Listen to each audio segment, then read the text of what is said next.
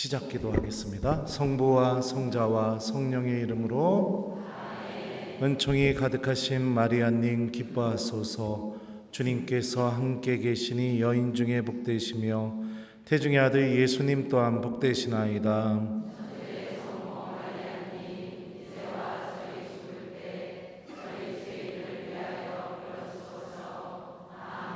성부와 성자와 성령의 이름으로.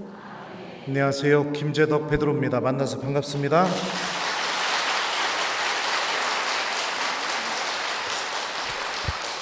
작년에 견진 특강 3번 해드렸는데 기적. 그때 영혼을 갈아서 다 쏟아 부었는데 주임 신부님이 또 연락이 오셨어요. 견진 특강 해달라고.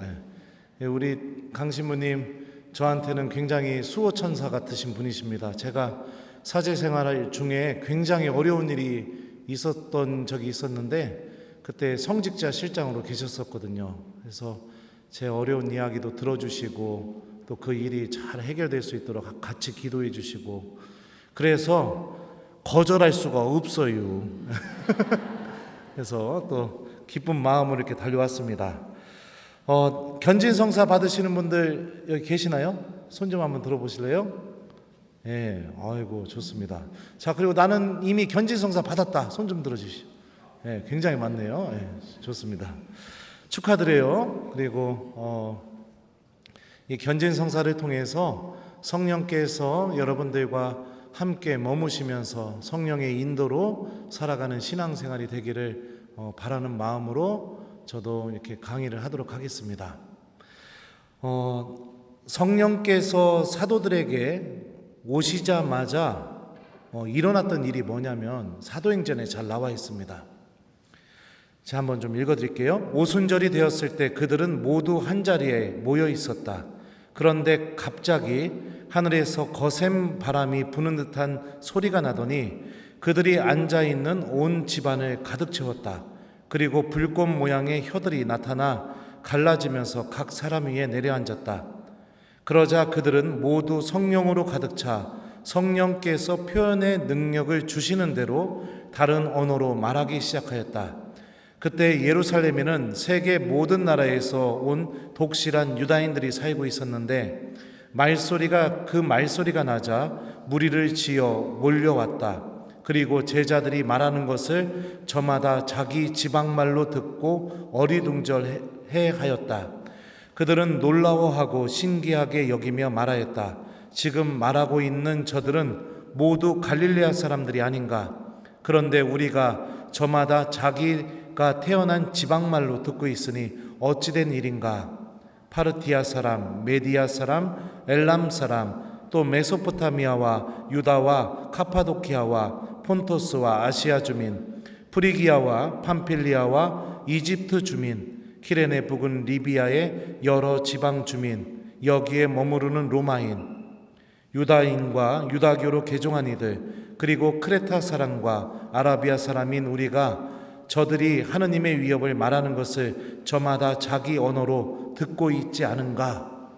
이렇게 묘사하고 있어요. 성령께서 오셔서 처음으로 하신 일이 뭐냐면 성령 세미나에서 이야기하는 이 심령기도. 근데 중요한 건 뭐냐면은 이 심령기도도 중요하지만 이 사도행전에서 전하고자 하는 메시지의 핵심이 무엇이냐면 성령께서 표현의 능력대로 주시는 대로 말을 했더니 언어의 장벽이 허물어지게 되었다. 이게 성령께서 이루어주신 첫 번째 일이죠. 그러니까 우리들의 힘으로 어떻게 할 수 없는 가장 기본적인 갈등이라든지 장애라는 게 있어요. 언어라는 건 그렇잖아요.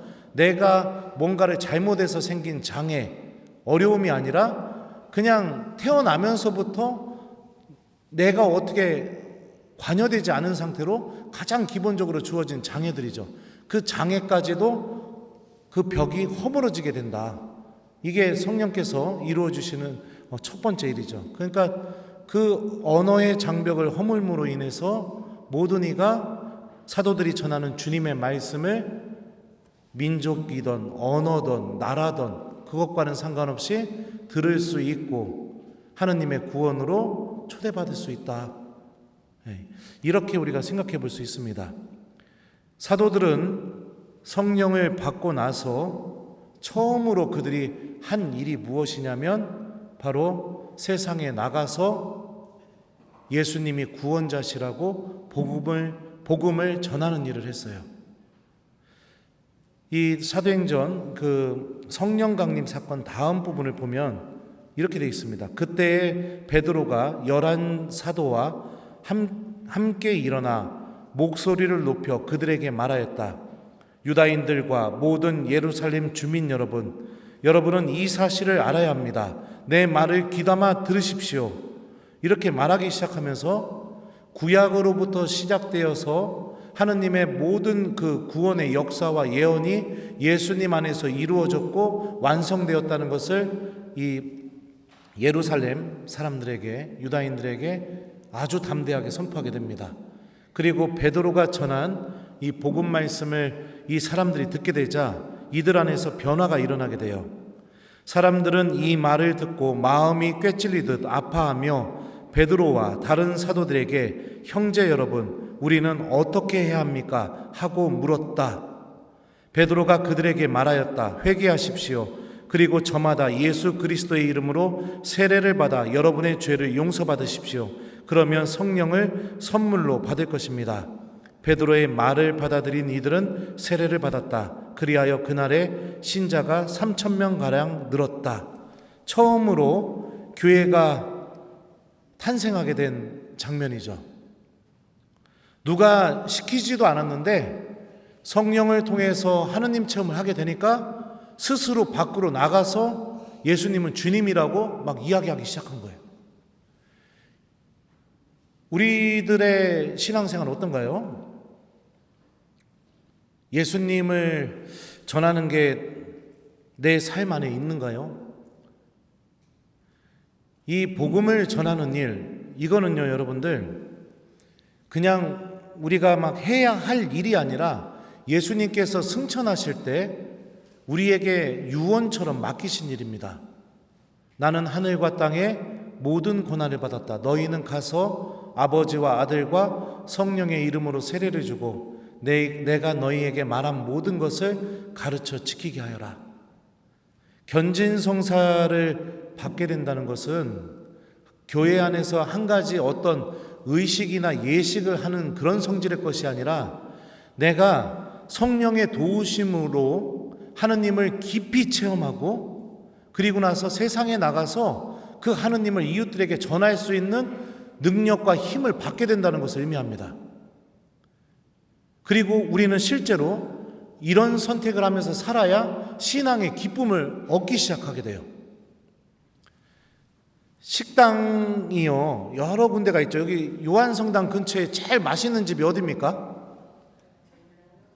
몰라요?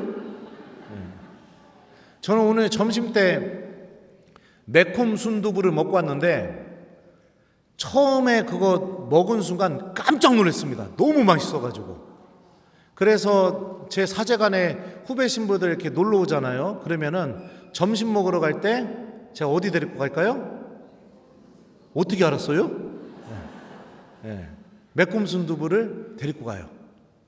여러분도 한번 생각해 봐요. 제가 지금 왜 이 이야기를 꺼냈는지. 우리가 보통 식당에 갔는데 생각하지도 않았는데 그 식당 음식이 너무 맛있어요. 맛있으면 우리 안에 어떤 일이 생기게 될까요? 그게 기억에 남기 시작합니다. 그리고 잊혀져 있다가 누군가하고 그 음식에 대해서 이야기하기 시작하게 되면은 다시 또 생각이 나요. 그리고 나서 어떡하죠? 사람들이 오늘 그거 순두부 먹으러 갈까 하면은 어떤 일이 벌어질까요? 1번 아무 소리 안 하고 가만히 있는다. 2번 그래도 용기 내서 내가 지난번에 거기 가봤는데 엄청 맛있더라. 오늘 거기 가자. 이렇게 얘기해 본다. 몇 번일까요? 네, 얘기해요. 얘기하고 그 다음에 그 사람들을 데리고 가서 그거를 맛보게 만듭니다. 맛보고 나서 그 사람들도 맛있으면은 그 사람들은 또 어떤 일이 벌어질까요? 또 누군가를 데리고 와요. 이게 여러분들 사람이 갖고 있는 아주 자연스러운 모습이에요. 뭔가 나에게 엄청나게 좋고 기쁘고 행복한 것을 경험하게 되면은 우리들의 본성은 그거를 나 혼자만 그냥 체험하고 가둬두고 그게 아니라 누군가를 반드시 데리고 가서 같이 체험하게 하는 그런 본성을 우리들 갖고 있어요. 마찬가지로 우리가 성령의 도우심으로 하느님을 체험하게 되면 어떤 일이 벌어지게 될까요? 시키지 않아도 베드로처럼 밖으로 나가 예수님에 대해서 얘기하게 돼 있습니다. 시키지 않아도 내가 신앙생활을 통해서 엄청난 기쁨을 체험하고 그랬다면 시키지 않아도 누군가의 손목을 붙잡고 한번 가보자, 이런 일이 일어나게 돼 있어요. 제가 중학교 1학년 때인가 견진성사를 받고 중학교 2학년 때 3명의 냉담자와 3명의 세신자를 입교시켰던 적이 있었어요. 중학교 2학년 때. 왜 그랬느냐? 성당에 가서 미사 드리고 학생회 활동하고 이게 너무 행복한 거예요. 제가 다녔던 저는요, 학교를요, 국민학교만 남녀공학 다니고요, 중학교 남자학교, 고등학교 남자학교, 대학교 남자학교, 대학원 남자학교, 유학간 학교 남자학교, 다 남자학교에 그냥 아주. 거기다가 사제관도 남자. 근데 그때 한참 사춘기 때 학생회에서 여학생들하고 같이 어울리고 이러다 보니까 신앙생활하는 게 너무 기쁜 거예요. 너무 기쁜 거예요. 그래가지고 주일날 이제 월요일만 되면은 제 옆에 앉은 짝꿍한테 그냥 성당 얘기를 막 했습니다. 막. 성당에서 이번 주에 이것도 하고 이것도 하고 막 그랬다고. 그랬더니 그 짝꿍이 저한테 그러더라고요. 신자도 아니었는데 어느 날 제도가 나도 성당 좀 데려가 주라 그랬고. 왜? 그랬더니 네가 성당 얘기를 할 때 너무 행복해 보여서 내가 궁금해서. 그래가지고 그 친구를 이제 처음 데리고 가기 시작했습니다. 그리고 그 친구는 세례받고 제 대자가 됐어요. 제가 대부서줬거든요. 그리고 나서 이제 그 친구랑 이제 월요일만 되면 막 성당 얘기를 학교에서 계속 하다 보니까 우리 반에 또 냉담하고 있었던 애가 있었어요. 걔도 성당 데려가 달라고 데리고 가고 이러다 보니까 세신자 3명, 그 다음에 냉담자 3명을 회도했던 적이 있었습니다. 어떤 목적을 가지고선 내가 회도시켜야지, 아니면 어떤 목적을 갖고 입교시켜야지, 이게 아니라 그냥 내가 하느님 안에서 너무 행복했던 이야기들을 그냥 짝꿍하고 나누고 친한 친구들하고 나누다 보니까 저랑 친한 친구들이 다 천주교 신자가 돼버리는 그런 일이 벌어지게 된 거죠. 이게 여러분들 신앙생활입니다. 성령 안에서 살아가는 신앙생활. 에이, 신부님, 어떻게 그럴 수가 있어요? 이렇게 생각할지 모르겠지만 이 일이 저희 본당에서 일어나고 있습니다. 제가 본당 부임했을 때 저희 본당 신자 수는 주일미사 참석자요 한 240명, 250명 정도 나오는 본당이었어요. 교적은 1,400입니다. 근데 지금 사목을 2년 하고 이제 3년째 하고 있거든요. 2년 차 때부터 냉담자들이 엄청나게 돌아오기 시작하더니 지금은 평균 460명 정도 주일미사 나와요. 그리고 460명 주일미사 나오는 교우들의 약 4분의 1 정도가 120명 정도가 매일 평일미사에 나와요. 시골 본당에서. 그리고 120명 중에 미사 시작 30분 전에 성체조배하고 있는 교우들이 약 50명 이상이 됩니다. 그러니까 1시간 전부터 교우들이 성당에 와서 성체조배를 하고 있어요. 제가 전에 있던 본당이 대전에 있었는데 거기에서는 아주 적극적으로 신흥교우 찾기 운동을 했습니다. 처음에 교우들에게 신흥교우 봉헌하라고 하고선 봉헌식 한 다음에 자, 우리 교우 여러분들 이제 신흥교우 데리고 오세요. 본당 신부님이 이렇게 하면 교우들이 어떻게 할까요? 1번 목숨을 걸고 그 신자를 데리고 온다. 2번 이름만 써내고 그냥 만다. 몇 번일까요? 네, 맞아요. 2번이에요. 그래서 어떻게 했느냐?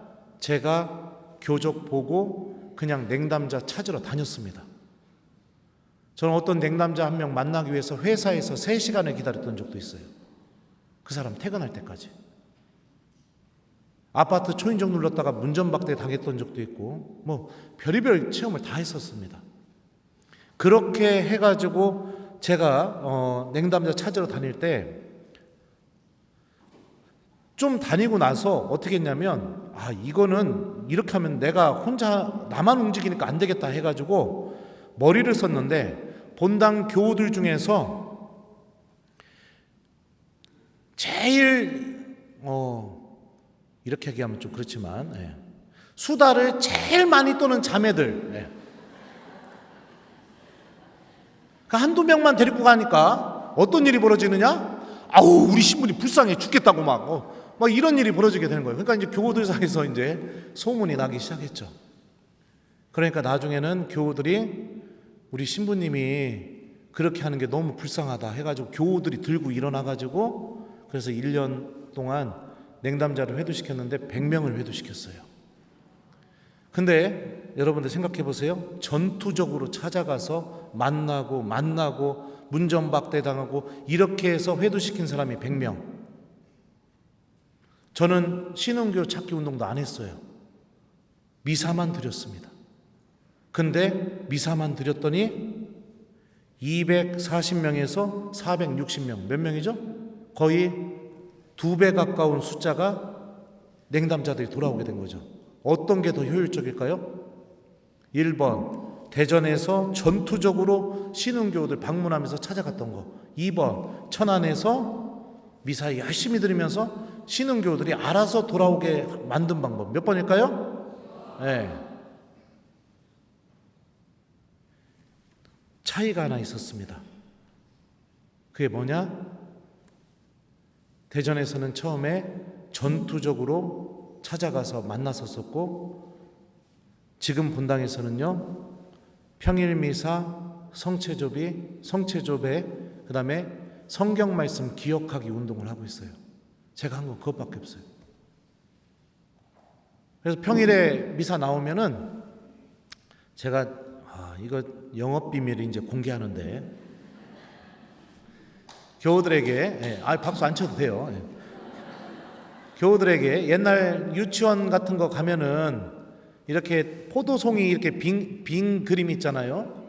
그거를 1년짜리 북으로 만들어서 신자수첩이 있어요. 저희 본당에는 원성동 성당 신자수첩인데 그 북을 나눠주고 미사 올 때마다 거기에 붙이는 포도알 스티커를 하나씩 이렇게 줬습니다.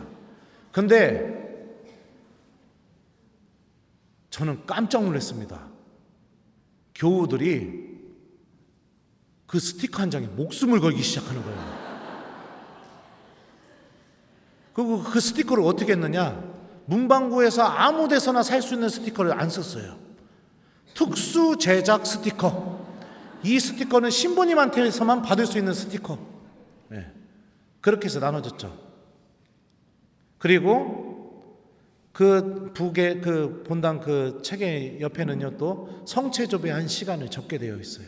적고 그 다음에는 복음 말씀 읽고 내 마음에 드는 말씀 한 구절 적게 만드는 그런 구절이 있죠. 그리고 나서 미사 끝나고 나서 나올 때 어떻게 하냐냐, 미사 끝나고 나오는 교우들 한 사람 한 사람 제가 다 악수하면서 자매님 오늘 복음 말씀 뭡니까? 이렇게 물어봐요. 그러면은 그 책에다가 내가 한 줄 적어놓은 거를 교우들이 외워서 얘기하든 그 책을 열어서 보고 얘기하든 얘기를 해야 집에 갈 수가 있어요. 마트에서 본당 신부님을 만나면 안녕하세요 했다가는 박살나요. 그날 적어놓은 복음 말씀을 얘기를 해야 돼요. 신부님이 전화를 걸었을 때 여보세요 했다가는 큰일 나요. 여보세요 이거 아니에요. 복음 말씀을 얘기를 해줘야 돼요. 그들의 천사가 늘 하느님 앞에 얼굴을 보고 있다. 뭐 이런 식으로 오늘 복음으로 따지면 복음 말씀 얘기를 해줘야 돼요. 식당에서 만나도 신부님한테 그냥 안녕하세요. 어쩐 일 있어요? 막 이렇게 얘기하면 안 돼요. 복음 말씀을 얘기해야 돼요. 이거를 첫 번째 본당에서는 신흥교우 찾기 운동한 다음에 교우들이 냉담할까봐, 왜냐하면 돌아오는 교우들이 그 냉담품 교우들 중에 2번, 3번 나왔다가 다시 냉담하는 교우들이 많이 늘어나게 되더라고요. 냉담을 오래 할수록 하느님 없이 살아가는 거에 너무나 익숙해져 있기 때문에 이 사람들은 한두 번만 무슨 일 생기면 바로 냉담이에요. 그래서 그 냉담품 교우들이 미사와 하느님 말씀, 성체조배의 기쁨을 맛보게 해주기 위해서 만들었던 프로그램입니다. 그래서 대전에서도 먼저 했었어요. 그리고 지금 천안에서는 오자마자 했었고요. 2개 본당 공통적으로 일어났던 일이 뭐냐면 주일미사 참석자가 2배로 늘어났습니다. 2개 본당에서 똑같이. 평일미사가 주일미사 참석자의 거의 4분의 1, 그 정도 되는 인원이 매일 평일미사에 나오기 시작하게 되고, 성체주배하는 교우들이 늘어나기 시작하게 되고, 하나님 말씀을 당연히 교우들이 기억하죠. 한 번은 식당에서 우리 그 본당 자매들, 지금 본당 말고요, 전 본당에서 있었던 일인데, 자매들 셋이서 밥을 먹고 있더라고요. 근데 사무장하고 밥 먹으러 들어갔는데 저하고 눈이 마주친 거예요. 본당 자매 셋이서. 그러더니 한 명이 사색이 되더니 갑자기 앞에 하고 옆에 앉은 사람 그 자매들한테 뭐라고 이렇게 얘기하는 거예요. 근데 내가 볼 때는 시부님 이렇게 한 것 같아요. 그러더니 셋이서 밥 먹다가 숟가락을 딱 놓더니 일어나 화장실로 들어가 버린 거예요. 안 나오는 거예요. 그래서 내가 화장실 앞에서 전화를 했죠. 그랬더니 신부님, 빨리 나와요, 빨리 나와. 그래서 나왔어요. 나와갖고선 제가 그랬죠. 화장실에 뭐 했냐고 했더니 복음 말씀 읽었답니다. 셋이서.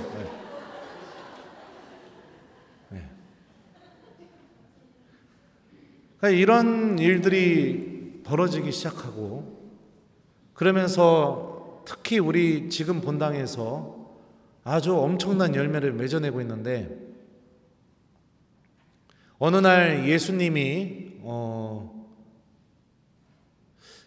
길 잃은 양 한 마리를 찾아서 99마리 양을 놔두고 목자가 찾아간다, 복음 내용이 그거였었어요. 근데 미사가 끝났는데 형제님 한 분이 저한테 오시더니 그러시는 거예요. 신부님, 저 안수 좀 해주십시오. 그래갖고 안수해드린다며. 형제님 무슨 일 있어요? 그랬더니 아니요, 저 오늘 복음 말씀 들었는데 생각난 친구가 있어서 가서 회도시키려고요. 제가 시키지도 않았는데. 말씀이 움직이기 시작하는 거죠. 그러더니 한 3일 지나니까 실제로 그 사람 데리고 왔어요. 왜 이런 일이 벌어질까요? 하느님께서 주시는 기쁨, 미사 안에서, 하느님 말씀 안에서, 성체조배 안에서 하느님께서 주시는 기쁨, 다른 데서 돈 주고선 얻는 기쁨이 아니라 하느님 안에 머물 때 체험될 수 있는 기쁨, 그 기쁨이 느껴지기 시작하니까 어떤 일이 벌어져요? 맛집 가가지고서 먹어봤더니 이게 너무 맛있으니까 누가 시키지 않아도 친한 사람들한테 가서 그 맛집 얘기를 하면서 데리고 가는 것처럼 그것과 똑같은 일이 벌어지게 되는 거죠. 이게 여러분들 성령 안에서 살아가는 삶입니다. 성령께서 우리 안에서 궁극적으로 이루시는 일이 뭐냐? 교회가 성장하고 교회 구성원 모두가 하느님을 체험하고 하느님께서 주시는 그 영적인 기쁨 때문에 내가 하느님께서 약속하신 구원의 주인공이라는 사실을 스스로 깨닫고 구원을 약속받은 사람답게 삶을 살아가게 만드는 겁니다. 제가 신학교 2학년을 마치고 군대를 가야 했었는데요. 입대하기 3일 전에 중고등학생 때 사귀었다가 신학교 들어가면서 헤어지게 됐던 여자애가 있었는데, 걔가 대학 가서 냉담을 하다가 냉담을 풀고 본당 주일학교 선생님으로 봉사하게 되면서, 군대 가기 전에 저는 본당 신학생, 걔는 본당 주일학교 선생님.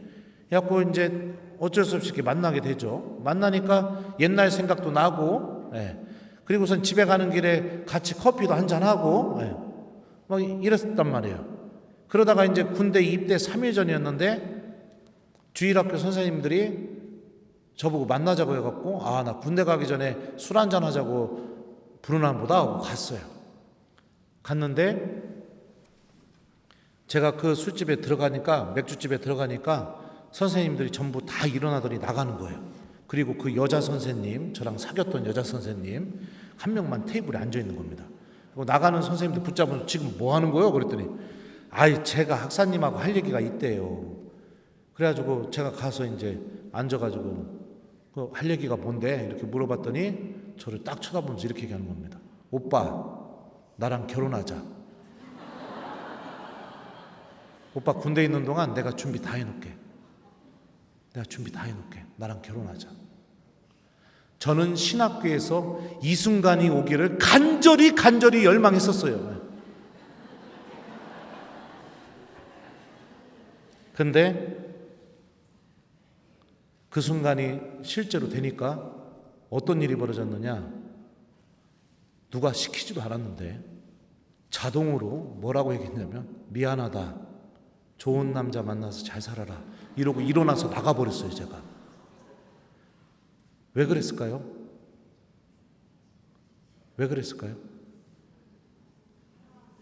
하느님께서 주시는 기쁨이 무엇인지를 알고 있었기 때문에,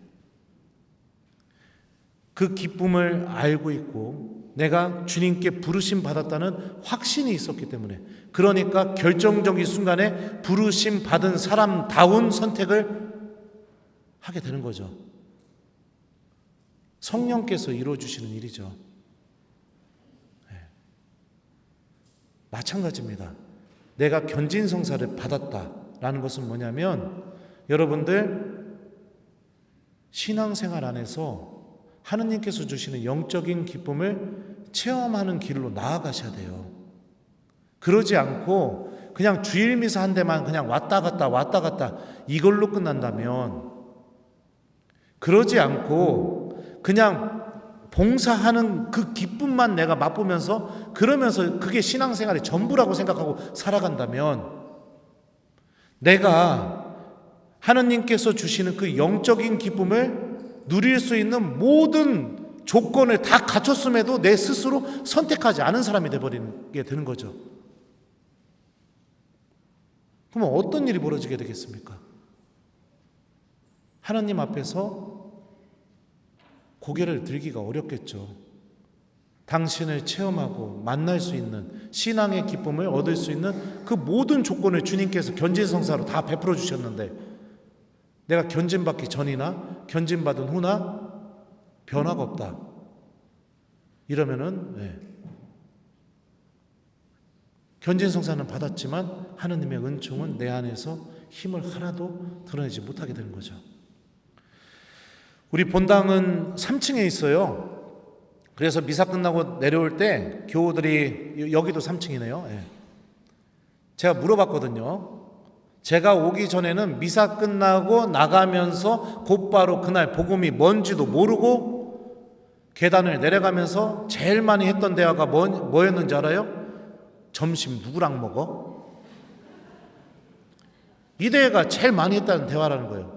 근데 본당 신부님이 1층에서 한 명 한 명 다 붙잡고 복음 말씀을 물어보니까 그 대화가 싹 사라졌다는 거죠. 다 하느님 말씀을 기억하고 내려오는 거예요. 옆에서 누가 혹시라도 말 걸면서 점심 누구랑 먹으면, 말 걸지 마, 지금 외우고 있잖아, 너 때문에 까먹었잖아, 이런 일이 벌어지게 되는 거예요.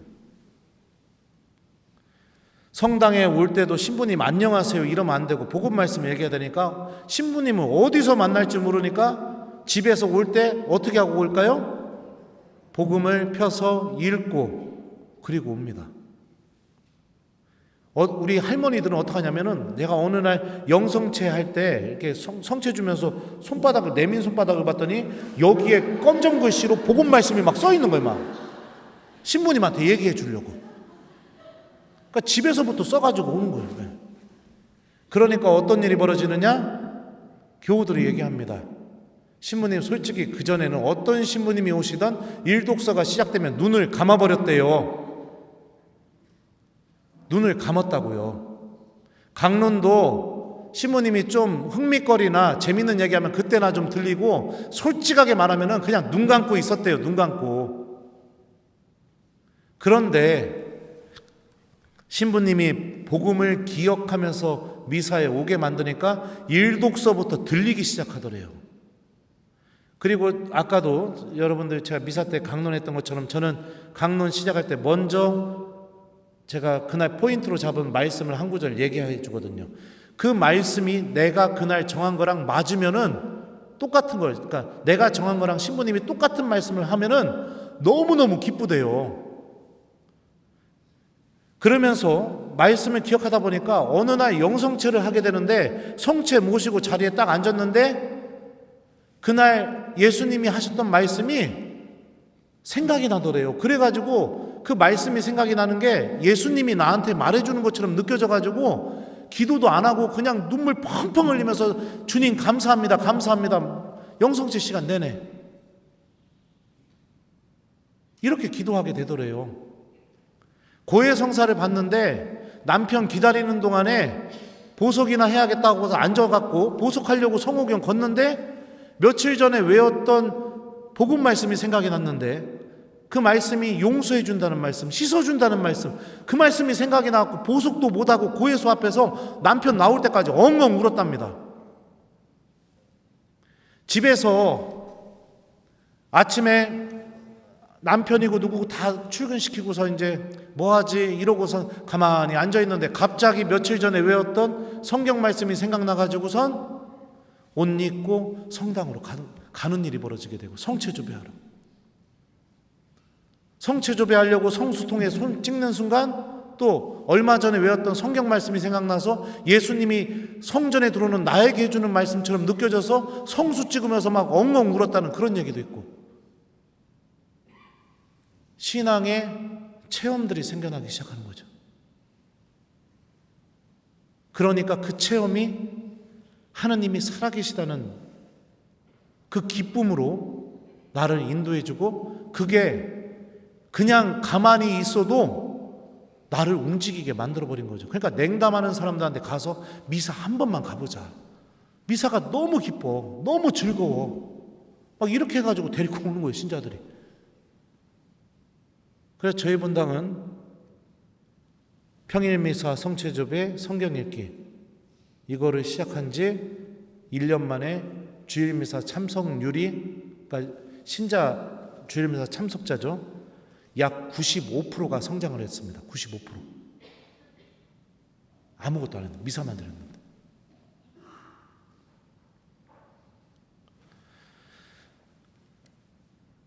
로마서 8장에 이런 말씀이 있어요. 사실 우리는 희망으로 구원을 받았습니다. 보이는 것을 희망하는 것은 희망이 아닙니다. 보이는 것을 누가 희망합니까? 우리는 보이지 않는 것을 희망하기에 인내심을 가지고 기다립니다. 이와 같이 성령께서도 나약한 우리를 도와주십니다. 우리는 올바른 방식으로 기도할 줄 모르지만 성령께서 몸소 말로 다할 수 없이 탄식하시며 우리를 대신하여 간구해 주십니다. 자, 이 말씀을 보면 바오로가 이야기를 합니다. 우리는 희망으로 구원을 받았습니다. 우리의 희망은 하늘에 있고 내가 구원받은 사람이라는 게 우리의 희망입니다. 이렇게 먼저 얘기를 해요. 그리고 나서 성령께서 어떻게 하느냐? 나약한 우리를 도와주신다. 우리가 올바른 방식으로 기도할 줄 모르지만 성령께서 몸소 말로 다 할 수 없이 탄식하시면서 우리를 대신해서 간구해 주신다. 그럼 도대체 무엇을 위해서 간구해 주실까요? 내가 구원받은 사람이라는 것을 스스로 체험할 수 있게, 내가 하느님 나라로 가기로 약속받은 사람이라는 것을 스스로 체험할 수 있게 깊이 탄식하시면서 말로 다 할 수 없이 우리들을 도와주고 계시는 거죠. 견진성사를 받았다면 여러분들 이 은총이 단 한순간도 사라진 적이 없습니다. 지금 이 순간에도 있어요. 느껴보고 싶지 않나요? 하느님 정말로 살아계시다는 거. 말씀이 가슴 속에서 불처럼 타오르면서 나를 벌떡 일으켜서 주님께로 가게 만드는 그 힘을 갖고 있다는 것. 성체 앞에 머물게 될 때 주님의 그 현존이 나와 함께 있다는 것을 느껴보는 것. 느껴보고 싶지 않아요? 여러분들 우리 신앙인이에요. 신앙인. 내가 이런 것도 체험을 하지 못하면서 내가 믿음을 갖고 있다면 도대체 내 믿음은 어떤 믿음일까요? 성경에 나온 말들이 다 거짓말들일까요? 이거는 나에게는 해당되지 않는 걸까요? 아닙니다. 체험이 가능합니다. 가능해요. 모든 은총이 지금 나에게 다 주어졌어요. 그러면 왜 나에게는 이런 일이 일어나지 않을까요? 바오로 사도가 성령께서 나약한 우리를 도와주십니다. 이 말씀을 하시기 전에 앞부분에 뭐 어떤 얘기를 하냐면요. 오늘 여러분들 집에 가서 로마서 8장 한번 읽어보세요. 그 성령께서 주시는 생명에 대해서 얘기하고 있습니다. 하느님의 영의 인도를 받은 이들은 모두 하느님의 자녀입니다. 여러분은 사람을 다시 두려움에 빠뜨리는 종살이의 영을 받은 것이 아니라 여러분을 자녀로 삼도록 해주시는 영을 받았습니다. 이 성령의 힘으로 우리가 아빠, 아버지 하고 외치는 것입니다. 그리고 이 성령께서 몸소 우리가 하느님의 자녀임을 우리 영에게 증언해 주십니다. 자녀이면 상속자이기도 합니다. 우리는 하느님의 상속자입니다.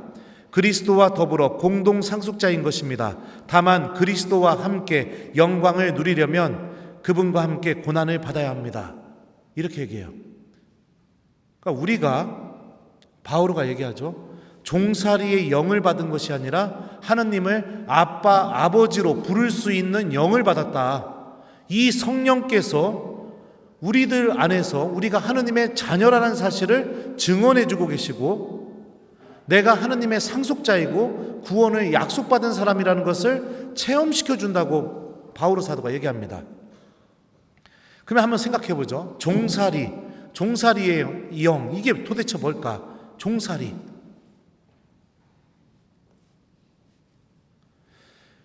잠깐만요. 흥분해가지고 그냥 이게 확 넘어가 버렸어요. 네. 종살이에 대해서 이야기하고 있는 대표적인 성경이 어떤 성경일까요? 탈출기예요. 탈출기. 이스라엘 사람들이 이집트에서 종살이를 했잖아요. 근데 종살이를 한다는 게 뭐냐? 주인이 시키는 일을 하는 게 종살이겠죠? 그러면은 이스라엘 사람들이 이집트에서 종살이를 했다는 것은 이집트의 주인인, 다시 말하면 이집트의 왕인 파라오가 시킨 일을 하는 게 종살이를 했던 거였겠죠. 자, 그러면은 이스라엘 사람들에게 종살이를 시켰던 그 파라오가 어떤 인물인지 탈출기에서 이렇게 묘사합니다. 그런데 요셉을 알지 못하는 새 임금이 이집트에 군림하게 되었다. 요셉을 알지 못하는 임금이 시키는 일을 한 게 종살이를 한 거예요. 그럼 요셉을 알지 못하는 임금이라는 게 어떤 말일까요? 요셉을 통해 드러나신 하느님이 어떤 분이신지를 알지 못하는 사람. 요셉이 꿈을 꿨잖아요. 꿈을 꿔서 이집트뿐만 아니라 주변 민족들이 기근해서 구원받을 수 있게 해줬잖아요. 그리고 파라오 다한가는 자리까지 올라가게 됐었잖아요. 창세기 마지막에 나오죠. 그러니까 요셉을 통해서 드러나신 하느님이 어떤 분이신지 전혀 알지 못하는 사람이 시키는 일. 다시 말하면 하느님이 어떤 분이신지 알지 못하는 사람이 시키는 일은 1번, 그 일을 하면 할수록 하느님이 어떤 분이신지 알게 된다. 2번, 그 일을 하면 할수록 하느님이 어떤 분이신지 알지 못하게 된다. 몇 번일까요? 예? 예, 그러니까 종살이는 어떤 거예요? 하느님에 대한 알미 결여되어 있는 상태. 하느님이 어떤 분이신지 알려는 의지도 없고, 주님이 어떤 분이신지 내가 알아낸 내 안에 암도 없고, 하느님과 그 어떤 관계도 맺지 않고 살아가고 있는 상태. 이게 종살이에요. 탈출기는 이 상태를 뭐라고 보느냐? 죽음의 상태로 보고 있습니다. 그리고 10가지 재앙을 통해서 이집트에서 탈출하게 되죠. 탈출하고 나서 여러분들, 하느님이 이스라엘 사람들을 어디로 데리고 갔을까요? 1번 약속의 땅, 2번 광야. 몇 번일까요? 네? 광야예요. 왜 그랬을까요? 광야에서 뭐 하셨죠? 당신이 누구인지 알려주셨어요. 하느님은 바위에서도 물이 터져 나오게 해주실 수 있는 분이시고, 아무것도 없는 광야에서 만나와 메추라기로 나를 살리실 수도 있는 분이시고, 낮에는 구름 기둥으로 밤에는 불 기둥으로 나를 인도해 주실 수 있는 분이시고, 내가 어디를 가든 나를 떠나지 않고 나와 함께 계셔 주시는 분이라는 이 하느님에 대한 알을 소유하게 했습니다. 다시 말하면 성경이 이야기하는 죽음의 상태가 뭐냐? 하느님에 대한 알미 완전히 결여되어 있는 상태. 그리고 생명의 상태는 뭐죠? 하느님이 어떤 분이신지 알아나가는 알미 생기는 상태. 죽음에서 생명으로 넘어가는 거, 이걸 파스카라고 합니다. 오늘날의 종살이, 우리 신앙인들의 종살이가 뭘까요? 돈의 종살이를 하고 있습니다. 돈의 종살이. 돈 준다는 말은요, 상처받아도 그 일 하게 만들어요. 돈 준다는 말은요, 몸이 천근만근 끊어져도 일어나서 가서 다시 일하게 만들어요. 돈 준다는 말은요, 체면, 자존심 다 깎여도 가서 웃게 만들어요. 돈 준다는 말은요, 창피해도 전단지 돌리게 만들어요. 돈 준다는 말은요, 무릎도 꿇게 만들어요. 돈 준다는 말은 어떤 것을 요구해도 다 움직이게 만들어요. 그러면 구원을 가져다 주는 하느님의 말씀은요, 꿈쩍도 하지 않죠. 돈에 종살이 하는 사람들 꿈쩍도 하지 않죠. 구원을 가져다 주고 영원한 생명을 주는 하느님의 말씀이요, 기억도 안 나요. 왜 그럴까요? 나의 주님이 하느님이 아니니까. 나를 유일하게 움직일 수 있는 존재가 나의 주님입니다. 신앙인들은, 여러분들, 신앙인이라는 건 뭐냐면 그 사람을 유일하게 움직일 수 있는 존재가 하느님이라는 것을 의미해요. 이런 상태가 됐을 때 이 사람을 신앙인, 하느님의 자녀, 선택받은 민족, 거룩한 민족,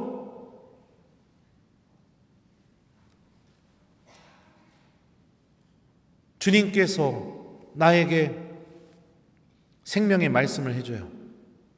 근데 그 말씀이 너무 부담스러워요. 그런 분들 있죠. 이제 하느님의 말씀을 듣고 싶어서 성경책을 가져와서 딱 이렇게 딱 잡은 다음에 성호경 긋고, 주님, 제가 이번에 개를 탔는데, 아니면 적금이 만기가 돼서 돈이 생겼는데 이 돈을 어디다 쓰는 게 좋을까요? 저에게 알려주십시오 한 다음에 성모성 한번 바치고 성호경 다시 긋고 띠기를 딱 하고 뛰었는데, 가서 가진 것을 다 팔아 가난한 이들에게 나눠주고 돌아와 나를 따르라. 아, 주님 아닙니다. 딱 이렇게 덮어버리고.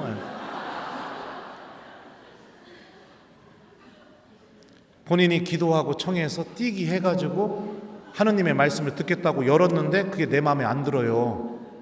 그러니까 어떻게 해요? 덮어버려요. 이게 뭐죠? 하느님을 주님으로 섬기고 있지 않는 거죠.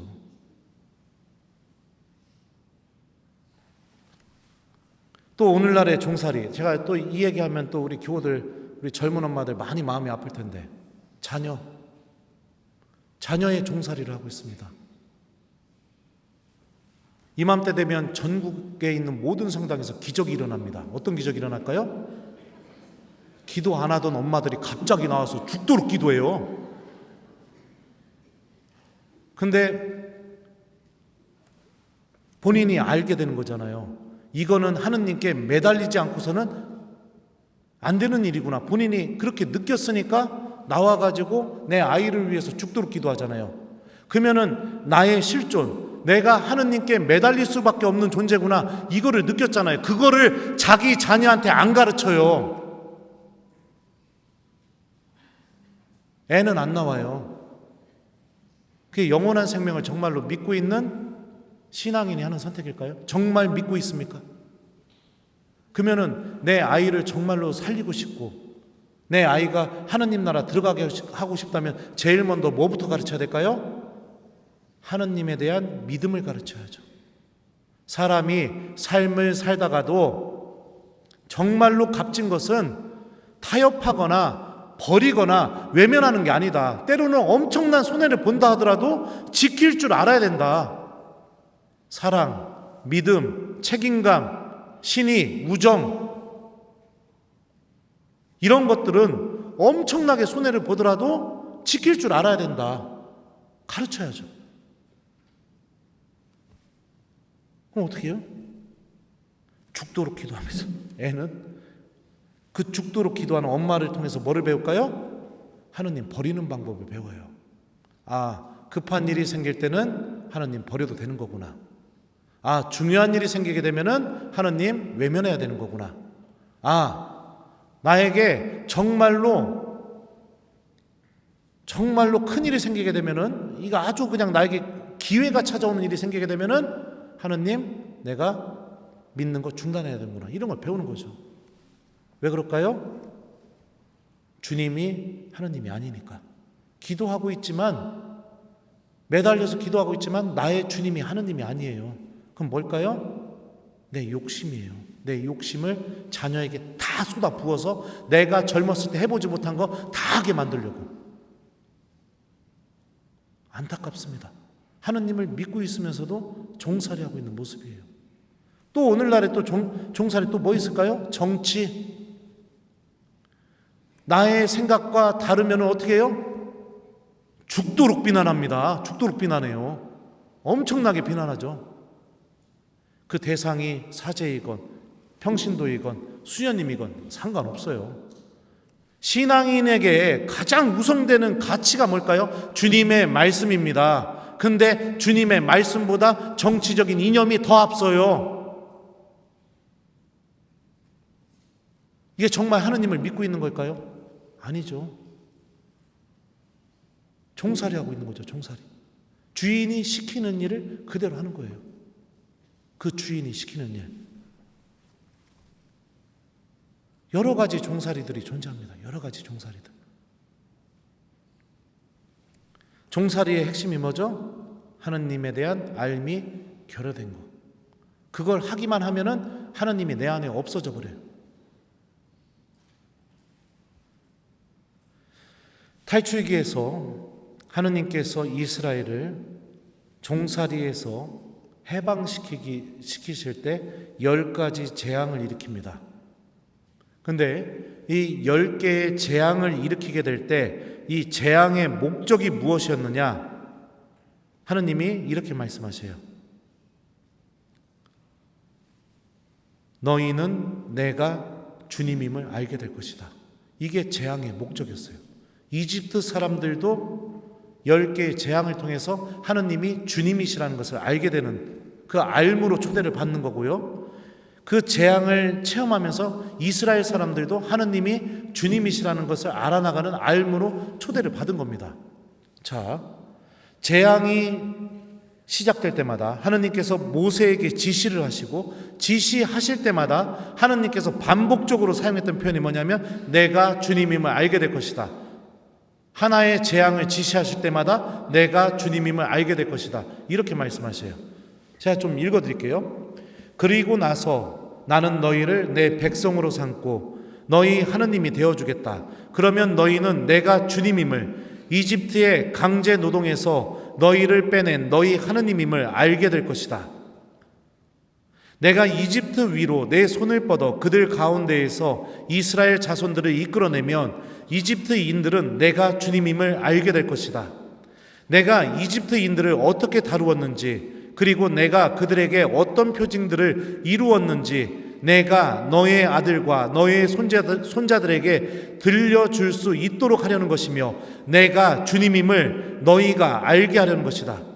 이런 표현들이 재앙이 지시될 때마다 계속해서 나옵니다.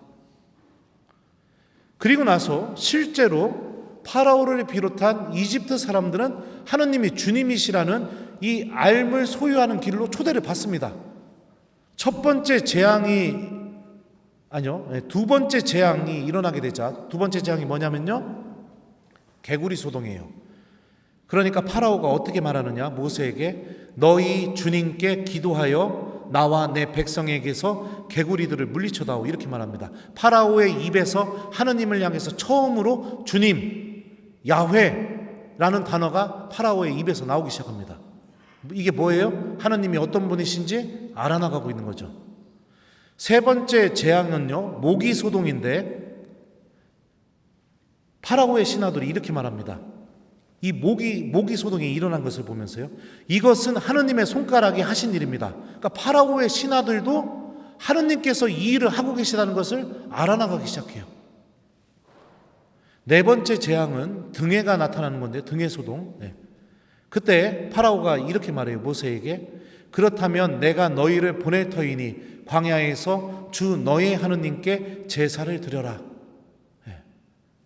처음으로 하느님께 가서 제사를 드리라고 얘기합니다. 일곱 번째 재앙에서는요, 우박이 떨어지는 재앙인데요, 모세가 우박이 떨어질 거라고 이야기를 하게 되자 어떤 일이 벌어지냐, 파라오의 신하들 가운데 주님의 말씀을 두려워한 자들은 제 종들과 집짐승들을 재빨리 집 안으로 피신시켰다. 이게 무슨 일이죠? 파라오의 신하들이 알게 된 거예요. 하느님의 말씀은 반드시 이루어진다. 하느님에 대한 알미 점진적으로 생겨나고 있죠. 자, 그리고 나서 우박이 내려서 이집트를 초토화시킨 다음에 파라오가 모세에게 이렇게 말합니다. 이번에는 내가 죄를 지었다. 주님께서 오르시고 나와 내 백성은 그르다. 주님께 기도해다오. 하느님 앞에서 자신이 죄인이라고 인정하고요, 주님께 기도해달라고 부탁합니다. 여덟 번째 재앙은 메뚜기 소동이고요, 열 번째 재앙은 맞배를 치는 재앙입니다. 재앙이 커지면 커질수록 파라오는 하느님에 대한 알을 더욱더 깊게 소유하게 됩니다. 그러면서 여섯 번째 재앙과 열 번째 재앙을 뺀 나머지 재앙, 그러니까 여섯 번째, 열 번째 빼고 나머지 8개의 재앙의 공통점은 뭐냐면 하느님께서 자연 만물과 창조 질서를 주관하시는 주님이시라는 게 드러나고 있어요. 파라오는 이거 알게 됐습니다. 여섯 번째 재앙, 사람 몸에 종기가 나는 거요. 열 번째 재앙, 맞배를 죽이는 거요. 이 두 개의 재앙을 통해서 하느님께서는 자연 만물의 주님인 것 이상으로 사람의 생명 또한 하느님의 손안에 있다는 것을 파라오는 알게 돼요. 내가 살려면 하느님을 믿고 하느님 앞에서 회개해야 된다는 것도 알게 됩니다.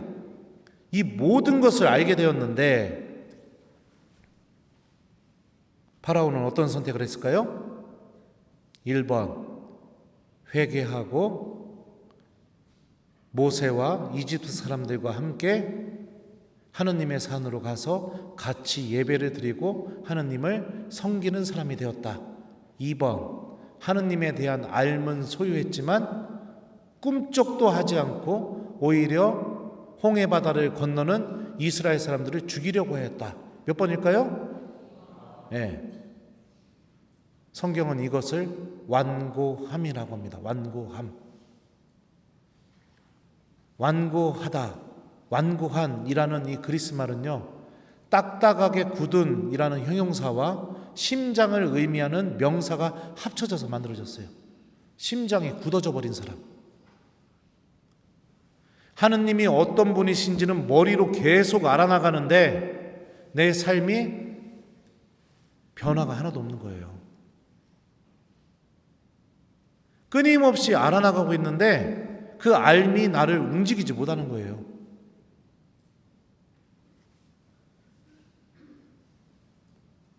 파라오처럼 마음을 먹고 신앙생활하는 거.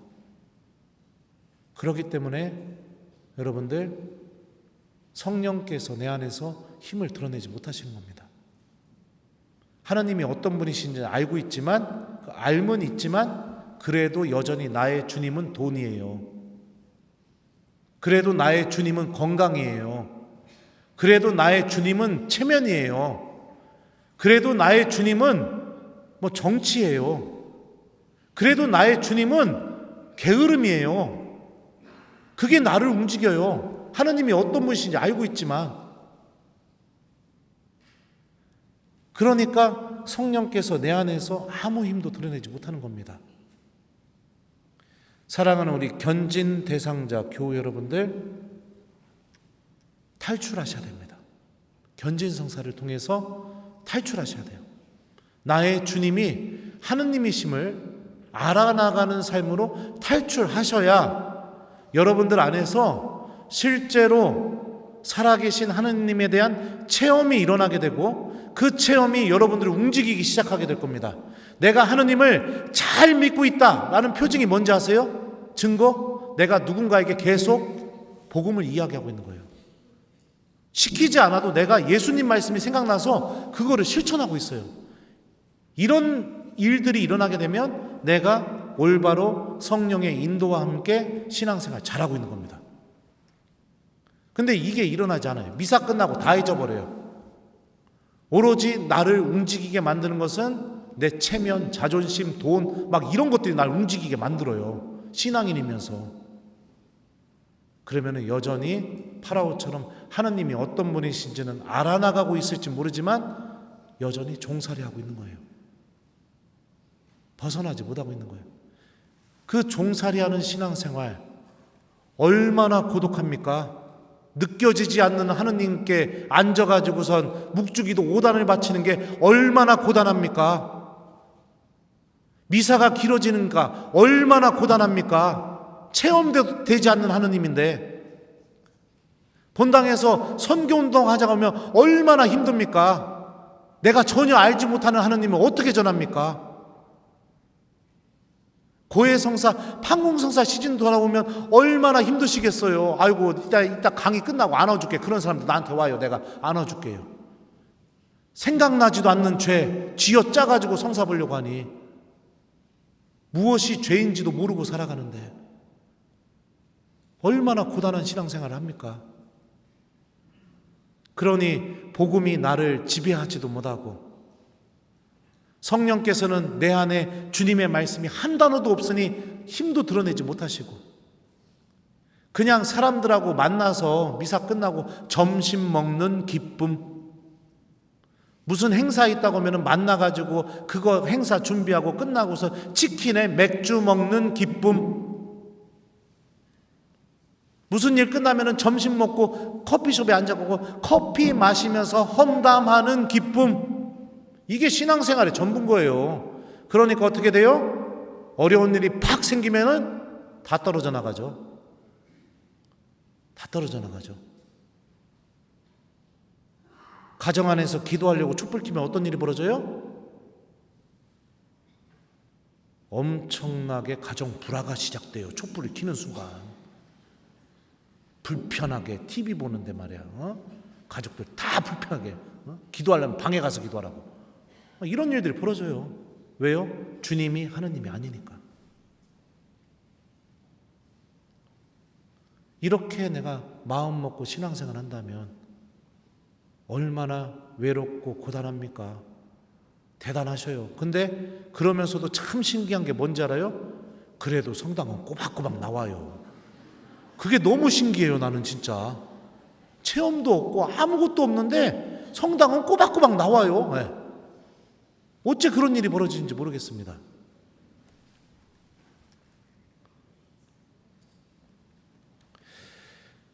자케오라는 사람이 있습니다. 자케오요. 여러분들 다 기억나시죠? 세관장이었어요. 세관장이었고 예수님이 자케오의 집에 들어갈 때 사람들이 자케오를 향해서 뭐라고 했냐면 저희가 죄인의 집에 들어가는군 이렇게 얘기했다고 합니다. 그러니까 세관장은 돈을 걷는 사람이었어요. 세금을 걷는 사람. 그리고 사람들은 자케오를 죄인이라고 불렀어요. 그러면은 자케오는 어떤 사람이었을까요? 돈으로 죄를 저지르던 사람이었어요. 사람은 여러분들 돈 앞에서 진심이 나온다고 해요. 돈 앞에서 진심이. 나랑 너무 친하게 잘 지내가지고선 언니 나 힘든 일 있는데 나 돈 좀 꿔주라. 그러면은 내가 올 연말까지 꼭 갚게 해가지고 그 관계 때문에 그리고 또 참 친하게 지내니까 그래서 돈을 꿔줬어요. 근데 연말이 되고 나서부터 돈을 갚으려고 하는 모양새가 하나도 안 보여요. 그 나는 마음속에서 막 조마조마한 거죠. 막 어떡하지 어떻게 하지 그러는데 내가 보니까 돈은 안 갖고 할 짓은 다 하고 다녀요. 막 밥도 사 먹고 뭐 이것도 다 하고 막. 그리고 나서 얘기했더니 갚을게 되게 뭐라고 하네 막 이래봐요. 이게 뭐예요? 진심이 나오는 거죠. 그동안 맺었던 관계가 진짜가 아니라 지금 나에게 보여주는 모습이 진짜인 거죠. 인색한 마음, 나밖에 모르는 마음, 떼어먹고 싶은 마음, 모아두고 쌓아두고 싶은 마음, 이런 진심이 나와요. 돈 앞에서 사람은.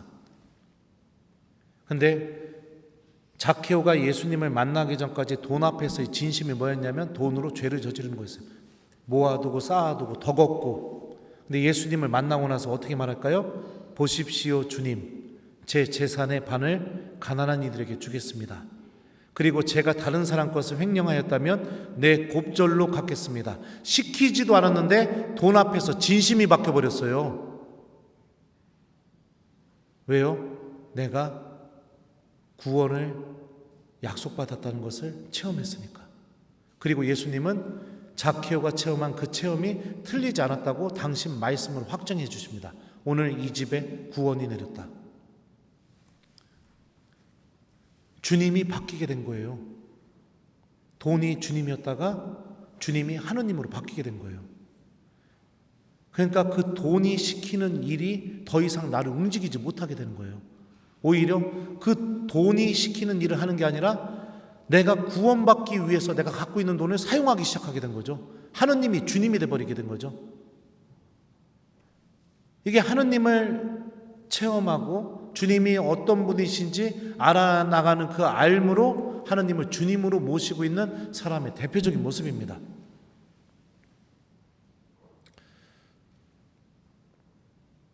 하느님 만나게 될 때 어떻게 될까요? 내가 이렇게 살다가 한번 생각해 보셨어요? 제가 저희 본당에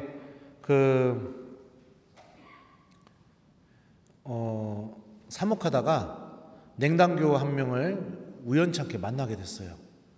만나서 그 교우랑 이제 대화를 하게 되었는데 제가 그랬습니다. 자매님, 지금처럼 미사도 안 나오시고 기도도 안 하고 하느님 외면하면서 이렇게 평생 살다가 죽어서 하느님 만나면 어떻게 될 것 같아요? 이렇게 물어봤더니 그 교우가 그러더라고요. 신부님, 그래도 하느님은 저를 사랑하셔서 저 다 용서해 주실 거예요. 그래서 제가 그 자매님한테 그 얘기를 했습니다. 자매님, 저도 하느님이 그러셨으면 너무 좋겠습니다. 근데 예수님이 하느님 나라의 비유를 말씀하시는 장면들을 보면 용서, 자비 이런 단어가 한 번도 사용이 안 됐어요. 공통적으로 사용된 단어가 뭐냐? 양과 염소를 구분하겠다. 밀과 가라지를 구분하겠다. 의인과 악인을 구분하겠다. 좋은 물고기와 나쁜 물고기를 구분하겠다. 그리고 또 공통적으로 사용되는 표현이 뭐냐? 울며 이를 갈 것이다. 이런 표현만 합니다. 하느님의 자비는요, 내가 생명을 다하는 그날까지죠.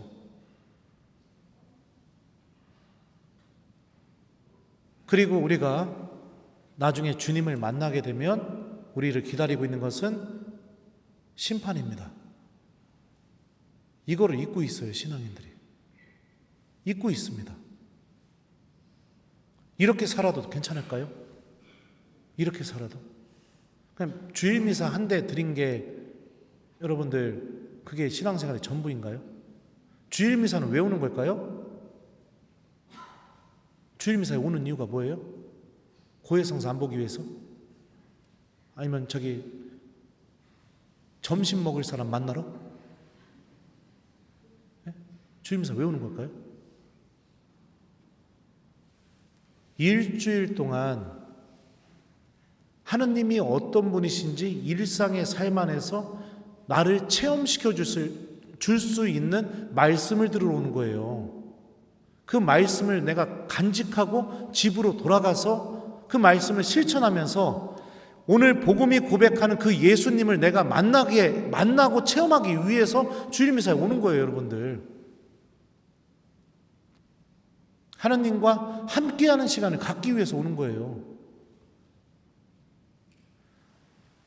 창세기를 보면 창조가 실질적으로 여러분들 보면요, 하느님이 무엇인가를 만드는 거는 6일째 끝나요. 사람까지 창조하면서. 근데 창세기는 안식일까지 포함해서 하느님이 7일간 창조했다고 합니다. 안식일이 뭐죠? 하느님이 아무것도 안 하셨어요. 쉬었어요. 근데 왜 쉬었을까요? 창세기 2장 3절 4절 읽어보시면 이런 표현이 되어 있습니다. 거룩한 시간을 창조하셨거든요.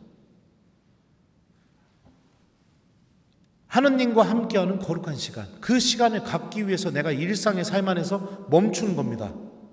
그게 7일간의 창조 안에 들어갔다는 건 뭐냐면요, 사람은 하느님과 함께하는 시간을 갖지 않으면 하느님께서 심어주신 생명의 질서를 다 잊어버린다. 다시 말하면 죽음으로 걸어나갈 수밖에 없게 된다.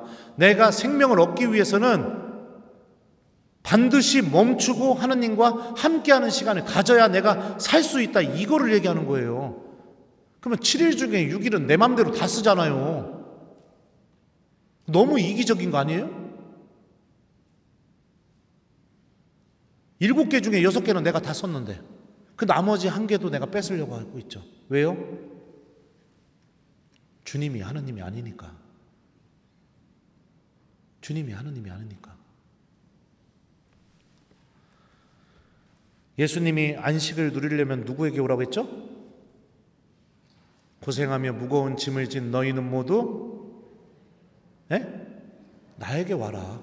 내가 너희에게 안식을 주겠다. 이렇게 말씀하셨어요. 그런데 오늘날 신앙인들의 안식은 어떻게 이루어지게 될까요? 인천공항 가서 비행기 타고 어디론가 날아가서 기도도 안 하고 미사도 안 드리고 내가 갖고 있는 돈으로 내 욕망 다 채우고 그리고선 비행기 타고 돌아와서 고해성사 보는 게 오늘날 신앙인들의 안식일이에요. 안식. 하느님이 없어져 버려야 기뻐요. 하느님과 함께하는 시간이 완전히 사라져 버려야 행복해요. 왜 그럴까요? 내 주님이 하느님이 아니니까. 이런 상태로는 성령께서 우리 안에서 힘을 드러내기가 어렵다는 겁니다.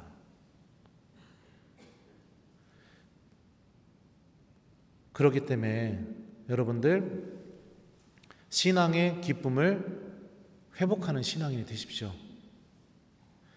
오순절에 성령이 내리기 전에 사도행전은 딱 한 구절 묘사하고 있는데요, 사도들이 예수님의 어머니 마리아와 함께 기도하고 있었다. 그 편이 나와요. 성모님과 함께 기도 중에 기도하고 있을 때 성령께서 오시게 된 거죠. 기도하는 삶. 이게 우리들의 종살이로부터 우리들을 하느님께로 걸어나갈 수 있게 도와줍니다. 성모님과 함께 기도하는 신앙생활. 묵주기도 열심히 해보셨으면 좋겠어요. 묵주기도를 어떻게 해야 될까요? 1번, 하루에 한 20단을 한다. 2번, 하루에 50단을 한다. 3번, 하루에 5단을 한다. 몇 번일까요? 답이 없어요.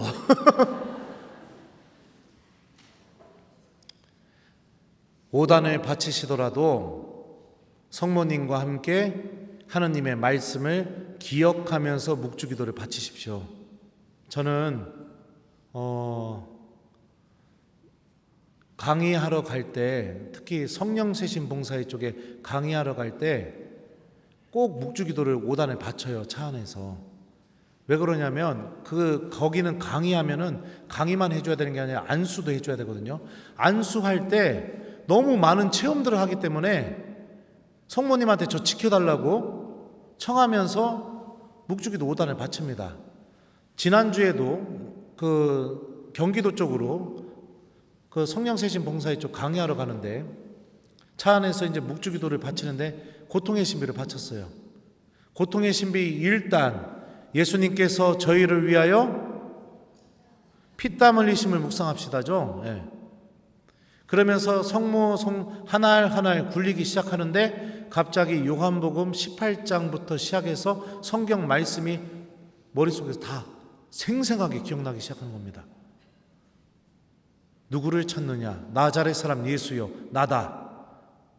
누구를 찾느냐? 나자렛 사람 예수요, 나다. 이러면서 마지막 5단째 가게 되니까 십자가 아래에서 요한 사도랑 성모님과 예수님과 대화했던 장면들이 막 머릿속에서 생생하게 울려 퍼지는 거예요. 그리고 나서 마지막 영광송을 바칠 때 목마르다 이러고서 예수님이 숨을 거두시는 그 부분까지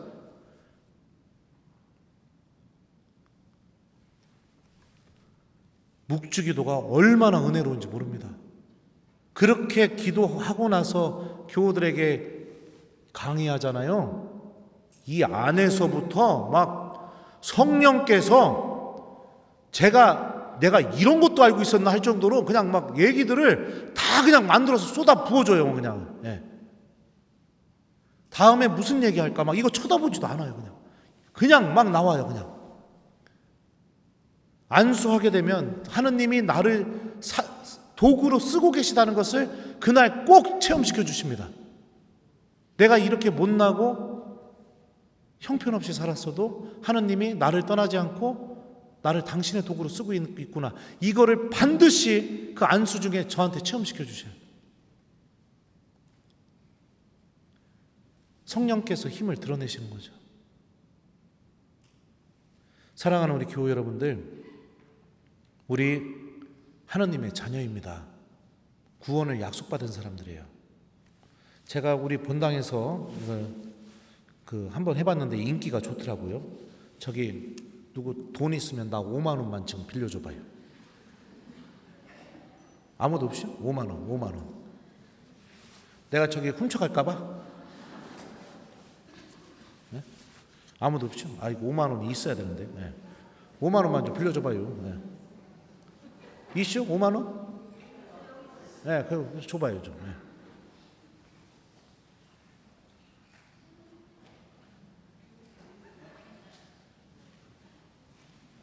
(5만 원입니다) 갖고 싶은 사람 손 드세요. 손 드세요. 체면 보지 마시고 나 이거 갖고 싶다.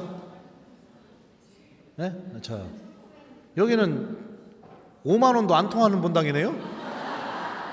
우리 본당에서 막 난리 나던데 갖고 싶다고. 갖고 싶은 사람 손 들어봐요. 네? 네. 자, 좋아요. 구겼어요. 구겨진 5만 원입니다. 갖고 싶은 사람 손 드세요. 좋아요. 네. 자, 그러면은 밟았어요. 구겨지고 밟혀진 5만 원입니다. 그래도 갖고 싶다. 손 들어요.